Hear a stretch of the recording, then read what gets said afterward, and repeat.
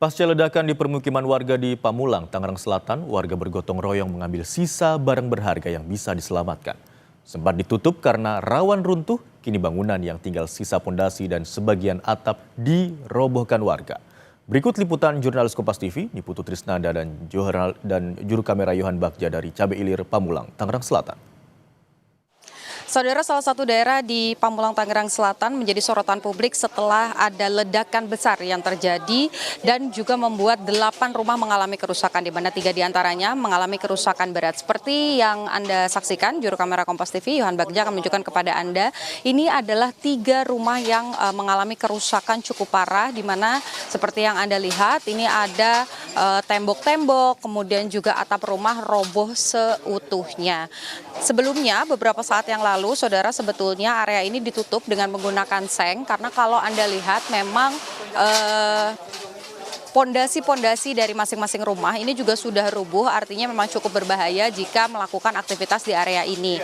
Tapi karena kesepakatan dari warga, ada barang-barang berharga yang kemudian harus diambil, sehingga warga di area sekitar dan juga yang tinggal di lokasi ini memutuskan untuk bekerja sama, bergotong royong, membersihkan puing-puing, kemudian juga mensterilisasi area terlebih dahulu. Karena sebelumnya disampaikan bahwa proses penyelidikan olah TKP ini sudah dilakukan oleh polisi, jadi warga memutuskan untuk melakukan pembersihan sekaligus mengambil barang-barang berharga yang setidaknya ini bisa digunakan kembali.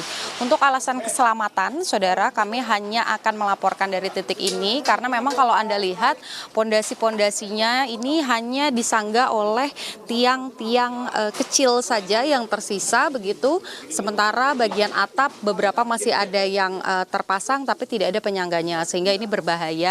Ini juga yang menjadi concern ataupun juga warning begitu dari pemerintah setempat, khususnya dari RT dan RW, agar tidak mendekati area terlebih dahulu. Selanjutnya, saudara, saya akan menunjukkan kepada Anda juga bagaimana situasi warga saat ini. Anda melihat area di sebelah kiri, yaitu tembok yang berwarna kuning, ini memang sebetulnya sudah condong ke kiri dan rawan rubuh, sehingga yang dilakukan oleh warga adalah sebelum melakukan proses pembersihan, ini terlebih dahulu mencopot material-material yang sekiranya ini bisa berbahaya, termasuk juga berencana untuk merobohkan temboknya terlebih dahulu supaya juga aman ketika dilakukan proses pembersihan.